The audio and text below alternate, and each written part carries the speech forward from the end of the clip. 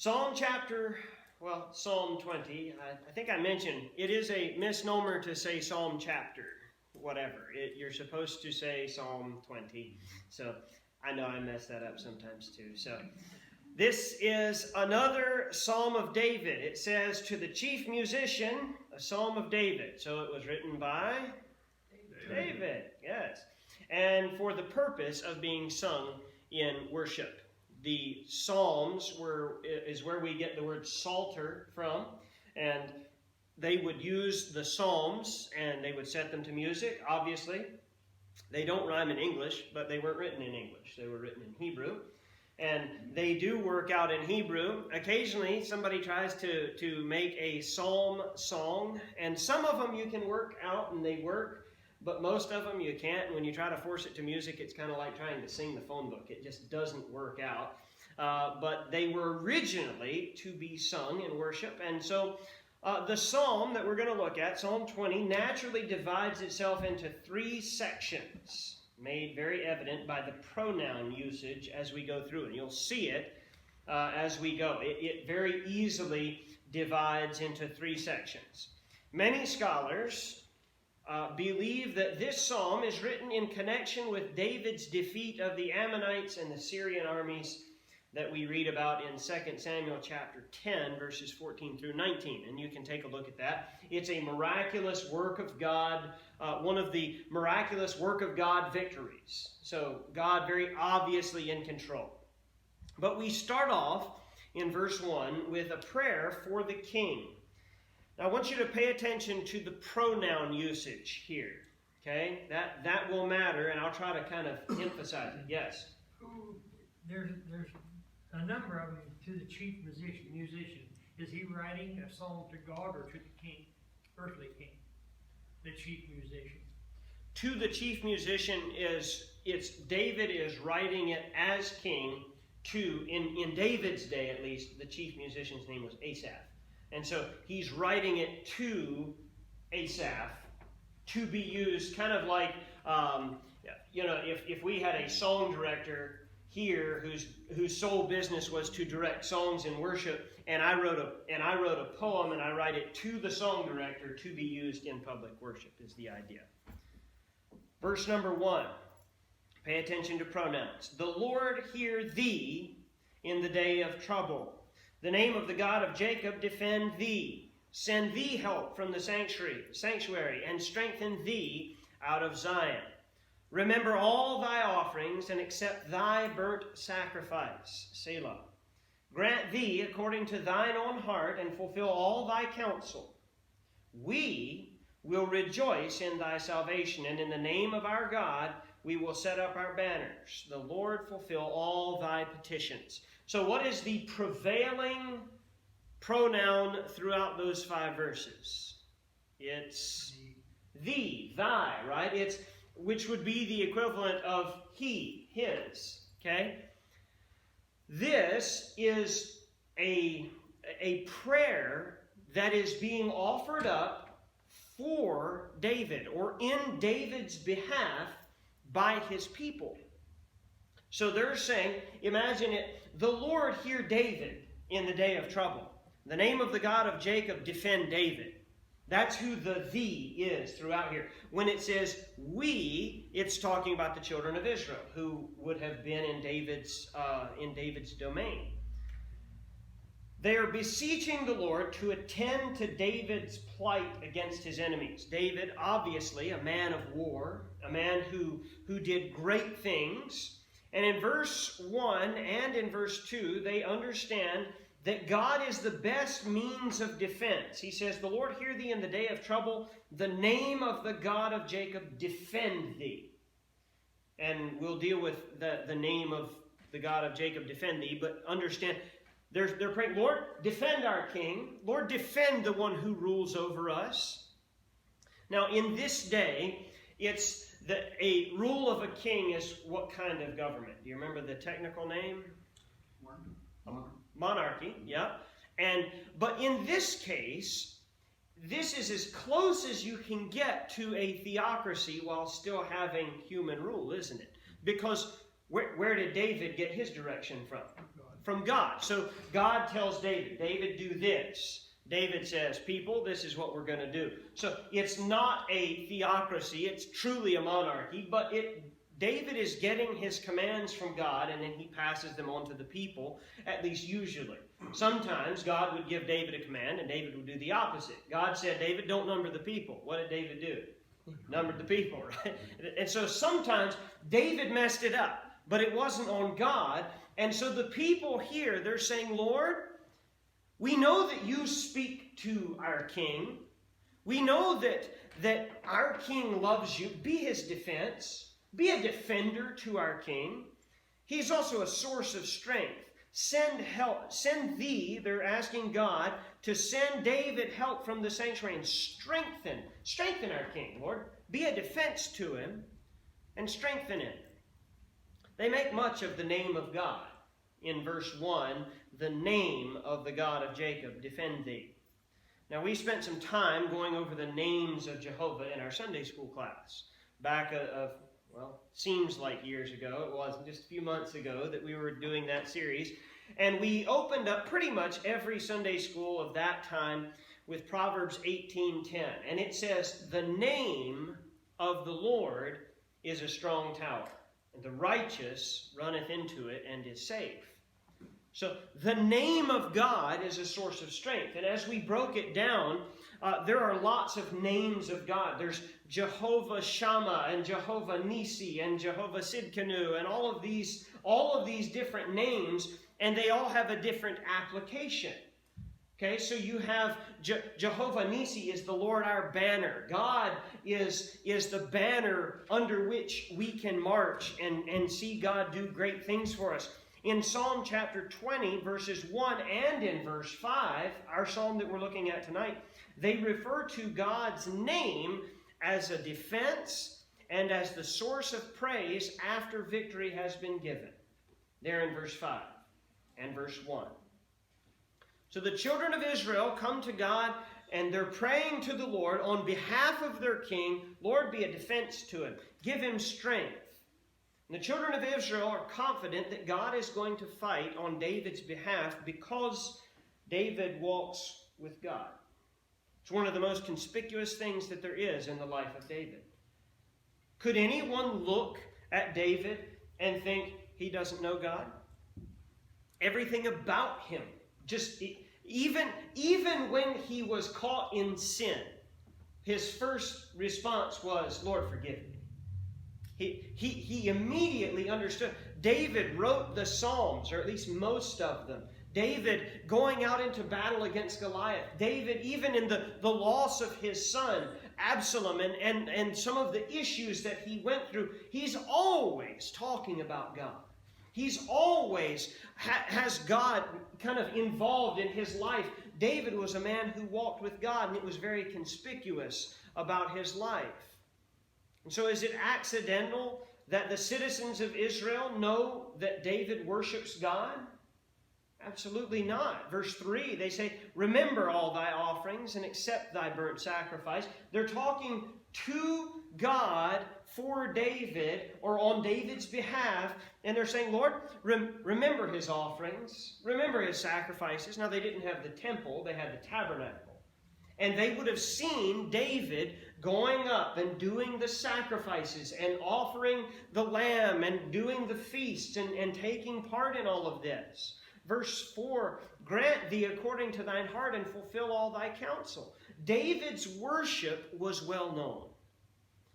Maybe some of the Psalms, we don't know at what point many of the Psalms were written. But very likely is that the children of Israel had access, well, they had the first 5 books of the Old Testament. They may have had Job by this point, and they would have been accumulating Psalms, right? As David is inspired and he writes one, it goes probably into the hands of the people, and the people are able to participate in that. David's relationship with God was well known. And the assumption on the part of the average citizen of Israel was, our king walks with God. Our leader is a man who loves the Lord with all of his heart, with all of his soul, and who will do whatever it takes to please God. And the question, by way of application for us this morning this evening out of these first few verses, when others pray for you and me, are they able to assume that we're walking with God? Are they able to ask God to bless us in accordance with our walk with Him? Or are they forced to ask the Lord to bless us in spite of our walk with Him? Because that's kind of bringing it down. The children of Israel said, Lord, bless our king. He walks with you. Lord, he loves you. He's in the tabernacle all the time. He's worshiping you constantly. And I hope that my friends, that my family can pray for me. And they say, Lord, he walks with you. Bless him. And I want to be able to pray for others on that same way. Lord, they're walking with you. They're not perfect, but I know they're trying. Lord, I know that they have a desire to walk with you. And in David's case, his people's prayer on his behalf assumed he walks with God. Our king's got a relationship with God. He's a man after God's own heart, we know eventually to find out. So the first 5 verses are the people's prayer for David. And then in verse 6, the pronoun changes. Verse 6 says, now know I that the Lord saveth his anointed. He will hear him from his holy heaven with the saving strength of his right hand. A lot of pronouns in there. The first one is the one that should catch your eye, though. It goes from, Lord, help him, help our king, to now know I. David's writing this from his perspective. Obviously, David wrote all of it, but this part is personal. He says, Lord, I know that the Lord saves me. He's talking about his anointed. He's referring to himself, because he is the king. He says, for now I know that the Lord saveth me. He will hear him from his holy heaven. Again, he's talking about himself with the saving strength of his right hand.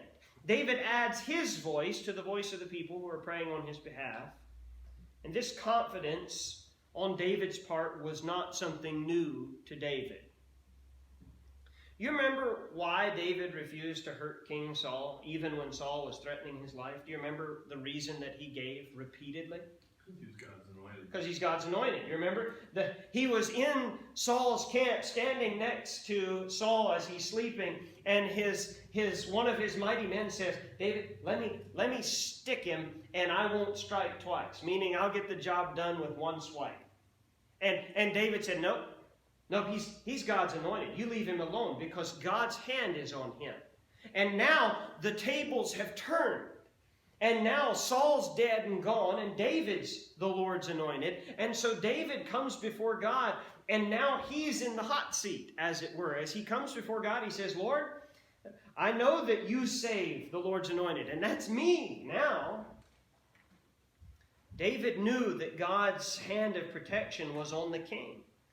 And now that he was king, he knew that he could count on God's protection. God had protected Saul, and Saul was a rascal. Saul was more bad than good when it comes to kingly things. And David was a man who walked after God's own heart. His people say, Lord, bless our king. He walks with you. Help him. Defend him. And David now comes, he says, Lord, protect me, because I'm your anointed. No, I don't think he's coming from arrogance. I don't think David's coming and saying, oh, Lord, you better take care of me. I'm pretty special. Because obviously, God raises kings and God puts kings down. And so David's not coming out of arrogance, but he's coming, I think, out of genuine humility and recognition of the responsibility that he has. And he's assured that God would answer his prayer. He doesn't have to worry, I don't know if God's going to protect me or not. He knows that God's going to protect him. And then we come back to the third portion here, and the pronouns change again. So first, it's the people talking about David to God. Then it's David talking about himself to God. And now we go back, verse 7. Some trust in chariots, some in horses, but we. Now it's everybody. we will remember the name of the Lord our God. The people of Israel, led by their godly king, who, to be perfectly honest, was a fairly capable warrior. Okay? I would not have wanted to tangle with David. Okay? He was a man's man. You remember when he was trying to, when he was going to marry Saul's daughter, Saul gave him a task to accomplish. He said, I want you to go out and I want you to kill 100 Philistines. And David killed 200 just for good measure and came in with 200 trophies of death to Saul. So David wasn't a man who he wasn't a wimp. He wasn't somebody who he needs all the help he can get. He was a pretty capable warrior as things go. But though their godly king, who was a capable warrior, they knew where their confidence should lie. The children of Israel say, look, David, you're a man's man. You're a tough guy, but we trust God more. No shade on your military prowess. We trust God more. You can do great things, but we trust God. Their dependence and their confidence is in the name of the Lord our God. Where do you suppose the people learned to put their confidence in David's God? I bet David. David, when they come and they start singing the old song from when he was just a teenager, they say, Saul slain his thousands, but David is 10,000s. I bet David said, shh. No. David, as you read the Psalms, you don't get the idea that David was a cocky man. You don't get the idea that he was an arrogant fool. I think David said, no, God has given. The reason I killed Goliath with a stone out of a slingshot is not because I'm good with a slingshot. I'm fairly decent with a slingshot, but God made that happen. God killed Goliath, not me. God has given me victory in all of these cases, and some of the instances of military victory with David, very obviously God, okay, because the enemy just dropped dead. Obviously, it's not David's military prowess, it's God. And so the people of his realm, they learn from their king, David's okay. I'm glad he's king, but we really trust God. Some trust in horses, some in chariots. And we like having those around, but ultimately it comes down to God. In contrast to their enemy did trust in horses and chariots. And if you go back and you read in 2 Samuel chapter 10, verses 14 to 19, you find that David killed an awful lot of horsemen and charioteers in this fight, if it is indeed connected. Verse 8, they are brought down and fallen, but we are risen and stand upright. You ever hear the phrase, the last man standing when the smoke clears? That's this. They say, some trust in horses, some in chariots, but we depend on the Lord and we'll be the last one standing. When the smoke clears and the dust settles, it's the people who depend on God who will still be standing, not the people who came with their chariots. Those who fight for and with God will be standing upright when everything else is destroyed. Verse 9, O Lord, save the king. May he answer us when we call. This is an interesting verse. As I was reading through it and I was studying and you look at the pronouns, you think, Oh Lord, save the king. Well, that sounds familiar. The English say it now. God save the we don't have a king right now, so God save the queen is what they say. May he answer us when we call. Are they talking about the king? Or they're talking about God in this case. The people wrap up with a last plea to God to protect their king. May he answer us when we call, referring to God, not to David. It could be very equally phrased this way. Lord, hear our prayer. Lord, you hear us when we call, save the king. So kind of putting two thoughts together. God, save the king, and hear us when we ask you to.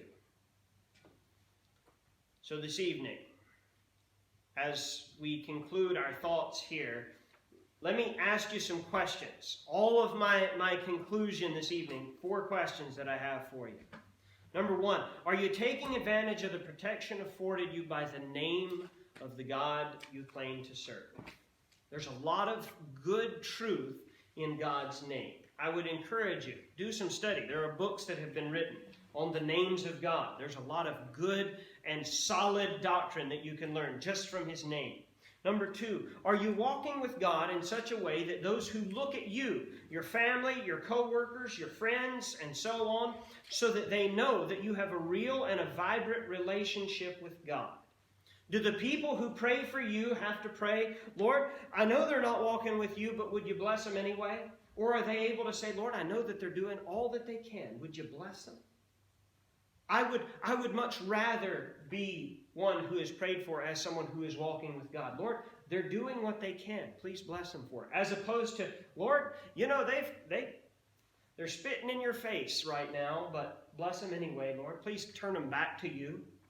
I'd rather be someone who's walking with God. Does God play a public part in your life? The children of Israel learned what they knew about God from their king, because David walked with God. And then lastly, is your confidence in the Lord? We don't have horses and chariots. You might have horses, but you probably aren't depending on them militarily. Is your confidence in the Lord, or is it in your bank account? Is it in your immune system? Is it in your position? Or even in your American citizenship? I'm proud to be an American, but ultimately my defense is from above, not from Washington, thankfully.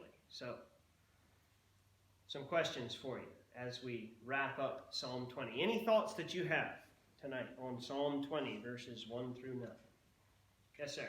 Well, the Eucharist civilization used to trade between the Hittites and the Egyptians.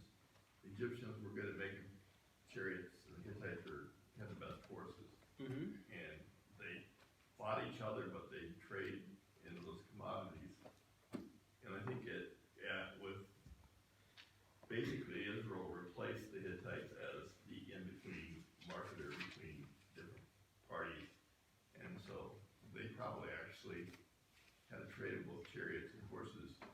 And they probably had all those things available to them, but they didn't trust in those things. Yeah.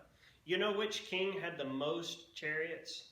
Which Israelite king had the most chariots? Solomon. You know which king had the most peace and the least use for any chariots? Solomon. Why? Because according to the scripture, because God gave him peace. Largely because of his father, David. But yeah, it's true. Israel, they had access to it. It's fascinating. Early on in Israel's history, there was a people, they came and they say, well, we're going to attack Israel. And they attacked Israel in the hills, and the people went back. They said, well, their God's the God of the hills, but he's not the God of the valleys. You remember this story? And so the children of Israel, God told the prophet, he said, since they said that, I'm going to whoop them in the valley too. And he did, because God is in so much control of what happens in that, and it's just, he used Israel, but who won the victory? God did, and it was very obvious that God. Any other thoughts that you have on Psalm 20? The Israelite people are pretty confident when they got a good leader, and then back and forth they go. Yeah. Some trust in chariots and some in horses, but we will remember the name of the Lord our God. And then a couple of books later, everything's destroyed. Yeah, they've certainly had some ups and downs, for sure. Well, same with everybody else too. I mean, when you got good leaders, you have the people have more confidence in them. Absolutely. And so we got that people put their trust in men rather than God, and so we've always had a good leader. That some people put their trust in men rather than God. And you bring that to an American. We've had some very good presidents. We've had some duds. If your confidence was in the American president, you'd lead a rough life, wouldn't you? How many cycles would you have been through in your life of, yeah, we got a great president. Oh, we got an awful president. And it doesn't matter which side you're on, because both think the other one is the worst ever. And so you could be a Democrat and you're happy when Democrats are in, when Republicans are out, and vice versa. our confidence can't be in man, because man will always let you down. I'm a big fan of Ronald Reagan, but he was not a perfect president. Abraham Lincoln had some pretty big hiccups. All of our presidents have had major errors. David, a man after God's own heart, was an adulterer and a murderer. So he wrote a special verse with thou shalt serve God rather than, I can't remember where it's at. God rather than man. Yep, in Acts. In Acts. Is that what it is? Serve God rather than men. Yeah. You know, a lot of our founding fathers and early American, they talked about us like a new Israel. And I think if you look at our history, what we have most in common with Israel is we've had times of being close to God and then falling away and coming back. I think we have had more cycles of revival probably than any other nation besides Israel. It's entirely possible. Absolutely. Very good. All right. Well, read ahead for next week, and we'll, Lord willing, we will go into Psalm 21. Take out your bulletins and your prayer list. Let me give you just a couple of reminders here. This Saturday at 8 a.m. we have the church work day. We'll get together here and just work around for a few hours. It's not going to be an all-day affair. Just we'll get together at 8. We'll work for a few hours, and then we'll go home before lunch. Then we have on Sunday evening, we're having the pizza fellowship at our home at 6 o'clock. So come on out, bring a lawn chair, sign up on the sign-up sheet that's available out here in the lobby, just so we know how to prepare. But we'll be getting pizzas and stuff, so nobody will be touching your food. Everything will be good that way. So, any questions on any of that? Okay. All right, let's go over our prayer list. Got a few things to update you on. Cindy Schomburger, who Lori mentioned a little bit about on Sunday morning, she passed away Tuesday evening. So if you would pray for Cindy, that the Lord, or I'm sorry, Tuesday morning. But I don't know her husband, or she wasn't married. Her fiance's name. Hold on, let me get it for you here so you can pray for him by name.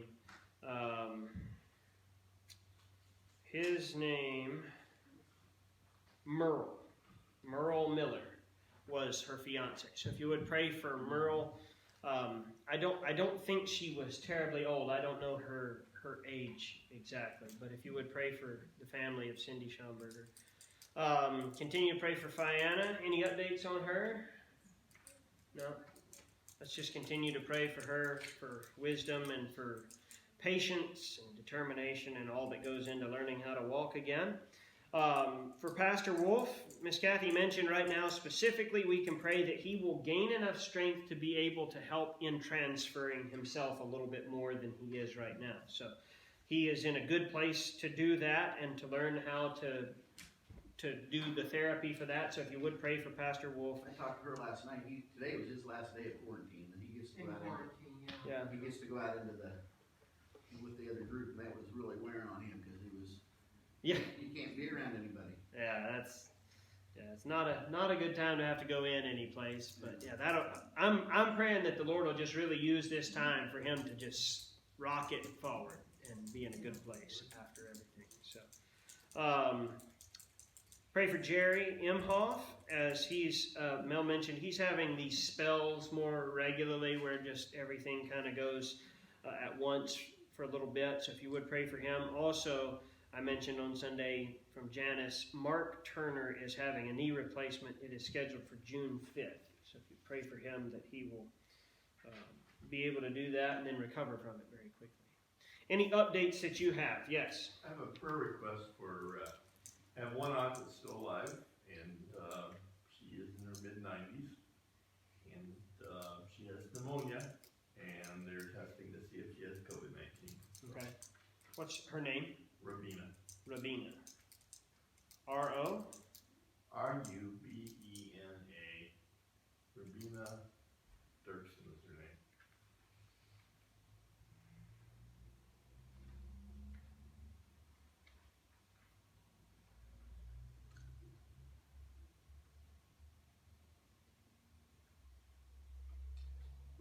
COVID-19, it makes it difficult because their daughters can't go see her or anything like that. That is really the difficult thing for a lot of different people, and we should certainly pray for all of the people who we considered to be sort of shut in are shut in now. So we need to pray for them. Someone else, another prayer request or an update that we have. When was Mark's surgery? Mark's surgery is June 5th.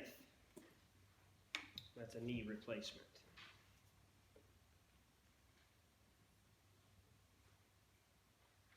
Someone else.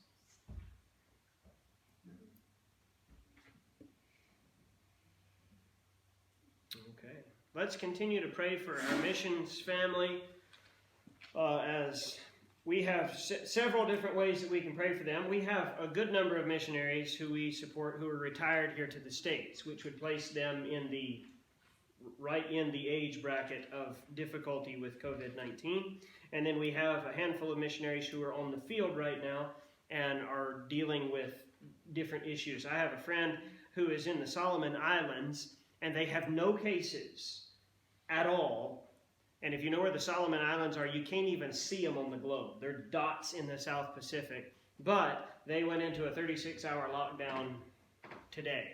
No cases, they just lock them down. I don't know exactly why. I guess they just wanted to get in on it. So pray for them as all of the missionaries are dealing with things on a different level. I have friends who are in Southeast Asia, and as far as buying food, you buy food differently in a lot of different cultures. And so your ability well, I bought enough groceries for 3 weeks. You don't do that most places. We can do that here because we've got freezers and whatnot. They don't do that there. So pray for the missionaries because they're kind of having to readjust to everything if they're on the field. Some of them had to also make a very unexpected furlough, and they're just back home. So their ministry is kind of left up in the air a little bit. So let's just be praying for our missions family. Also, those who we have on the back here, our government. I wouldn't envy any of them, their positions right now with the decisions that they're making. Also, let's continue to pray for the churches that are meeting right now and are facing different levels of persecution and censure from different governments in different places. Some of them are really struggling, as well as church plants that have borrowed facilities. So let's be praying for them. So, all right. If there are no more prayer requests, we'll divide up and we will go to prayer here this evening.